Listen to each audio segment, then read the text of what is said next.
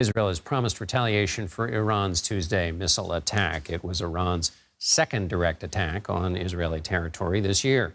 Israel's anti-missile system, the Iron Dome, and nearby American warships intercepted most of the nearly 200 projectiles. World leaders have called for de-escalation to avoid a regional war, but Israel is already engaged in multiple conflicts. IDF troops are conducting ground operations against Hezbollah militants in southern Lebanon. In Gaza, fighting continues with Hamas. And in Syria, state media reports Israeli airstrikes hit the capital city, Damascus, killing at least 3 people. Jon Alterman joins us now. He's a senior vice president and director of the Middle East program at the Center for Strategic and International Studies. Jon, it's good to have you back. When Iran attacked Israel in April, Israel responded with a limited strike. How is it different this time, and what level of response would you expect to this attack?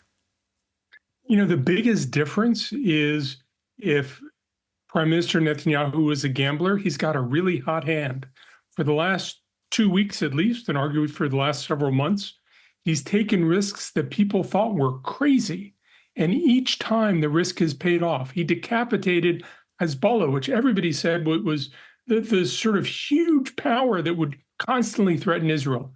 I think that the real uncertainty here is just how lucky Netanyahu feels. He certainly also feels that right before an election against a foe like Iran, the United States is going to protect him rather than pressure him, and that gives him just a little bit more freedom of action. Jon, what is it about those risks he's taken? Is there a unifying principle? In other words, did he basically call Iran's bluff? What's behind the scenario you just painted, or that idea of risk? It seems to me that what he's done is everybody said, well, what about the aftermath? What about escalation? What about all the things that could go wrong? He said instead, what about all the things that could go right? Hassan Nasrallah has been threatening us for decades, and we can destroy him. We can destroy his lieutenants. Israel has eliminated the entire top echelon of Hezbollah. Everybody said Hezbollah was a fact of life. It will be affecting Lebanon. It will be affecting Israel. Hezbollah now is in shambles. The question, I think, for Israel, the really important question, is what fills the vacuum? And that's the risk that Netanyahu is willing to accept. That I think a lot of other countries are saying, let's see, how do we preserve lock-in gains rather than keep doubling down, doubling down, doubling down? Going back to your point about U.S. leverage, help me understand how that's changed and what the position now is with respect to Israel, given this essentially 5-front set of challenges they have. I mean, if it's Hamas, Hezbollah, Syria, Iran, and then the Houthis in Yemen, that's 5. How is the U.S. position with respect to Israel at this moment? You know, I spoke with somebody in the White House about this today. Netanyahu has time after time rebuffed the president's big gestures, whether it was on a peace deal in May, whether it was on how we're going to do the hostage release, everything. But there have been a number of times in the last several months when the United States has really tried to lay down the law and say, this is the way we're going to fix it. And Netanyahu has said no. What he counts on is partly the American political context in terms of broad support for Israel, in terms of the impending election. But I think he also counts on the fact that he has all the right enemies.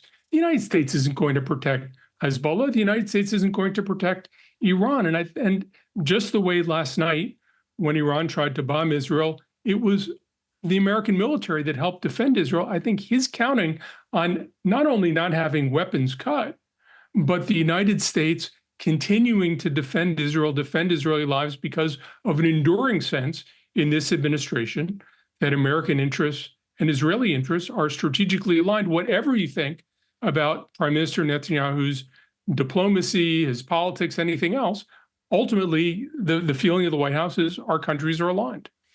So the last question, Jon, the countries are aligned based on what this White House thinks. Is there a way to think wisely about how a next administration, whoever the president would be, should be thinking about these questions and something voters should be thinking about as they evaluate the candidates with about a month left in this part of the world, which is so dangerous right now?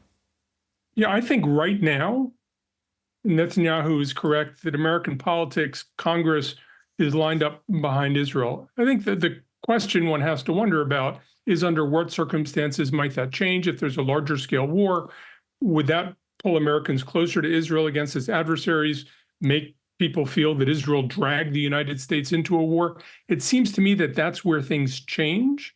But if you look at the current situation, as I look at the campaigns, it seems to me that there's not much of an instinct in either campaign to really put the screws to Israel. Instead, there's a sense of we're aligned with Israel. We want to defend Israel. Let's try to ride this thing out. And let's be sure that when we're looking for a resolution, we're locking in some gains and not having everything slide toward chaos, a vacuum that draws American troops into the region again and again. Jon Alterman with the Center for Strategic and International Studies. Thanks again, Jon. Always good to see you, John. Thank you.